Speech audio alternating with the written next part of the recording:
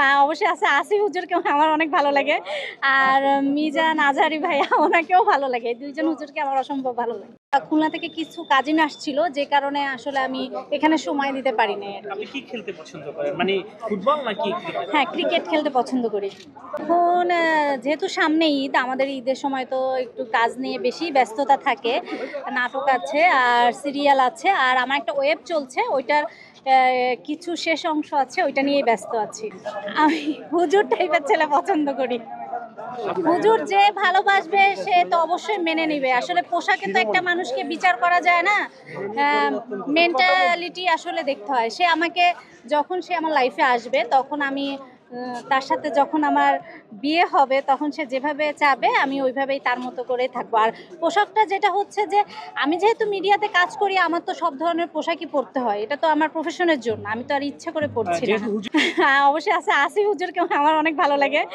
আর মিজান আজহারি ভাইয়া ওনাকেও ভালো লাগে। এই ২ জন হুজুরকে আমার অসম্ভব ভালো লাগে। ফ্যামিলির জন্য না, আমার পার্সোনালি হুজুর দাড়ি থাকবে, ৫ ওয়াক্ত নামাজ পড়বে, হজ করবে, মানে আপনি কি আমার শেষ ভালো লাগে। মুহূর্তে জান্নাতে যেতে চান? আমার নাম জান্নাত, অবশ্যই আমার নামের কারণে হলে আল্লাহ আমাকে জান্নাতে নেবে। আসলে ওই যে বললাম যে আসলে কার ভাগ্যে আল্লাহ কি লিখে রাখে এটা তো বলা যায় না। আমার কপালে যদি থাকে একজন হাজী সাহেব আমার হাজবেন্ড হতেই পারে। আর আমার কালচার, আসলে আমার এই কালচারটা তো খারাপ না, আমি তো খারাপ কিছু করছি না, এটা তো আমার প্রফেশন। বাট আমি ইসলাম মানি কিনা বা আল্লাহকে বিশ্বাস করি কিনা, এটা হচ্ছে বড় কথা। শুনেন, আসলে পোশাকটা বড় কথা না। আমি বোরকা পরে যদি আমার চোখ দিয়ে আমি খারাপ দৃষ্টিতে খারাপ কিছু দেখি, খারাপ কিছু বলি, মানুষকে নিয়ে সমালোচনা করি, এটাই হচ্ছে খারাপ। আসলে ইনকাম তো বড় কথা না, কত টাকা আছে বা গাড়ি থাকতে হবে কিনা, বাড়ি থাকতে হবে কিনা, এটা আমি জানি না। বাট আমি খেয়ে পড়ে যাতে ভালো থাকি, এটুকু থাকলেই হবে। লয়াল থাকতে হবে, আমাকে ভালোবাসতে হবে, নামাজে বসে আমাকেই চাইতে হবে যে আমি জান্নাতকে চাই। না না না ভাই, এটা সত্যি কথা। এতগুলো ক্যামেরার সামনে এটা সবাই দেখবে, তো এটাকে আমি মিথ্যা বলবো? অবশ্যই আমি এরকম একজন মানুষ চাই। আনুমানিক আছে না, মাসে এত টাকা ইনকাম করতে হবে? না না, এরকম কোনো ধরা বাঁধা নাই। আসলে চলার মতো যেটুকু লাগে ওটুকু থাকলেই হবে। বাট সে হচ্ছে হুজুর হতে হবে।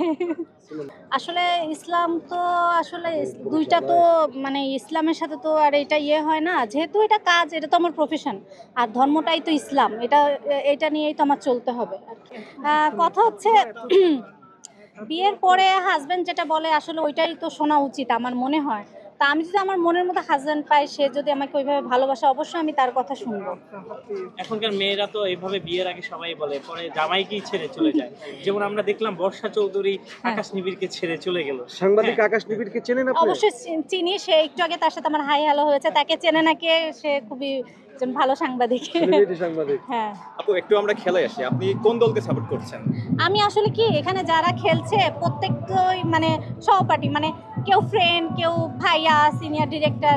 তো এখানে আমি আসলে স্পেসিফিক আমি বলবো না যে আমি এই দলের সাপোর্টার। যে দল জিতবে আসলে মানে হারবে জিতবে এটা তো থাকবেই। তো আপনি সবাই শুধু- নিজেরা নিজেরা। আপনি শুধু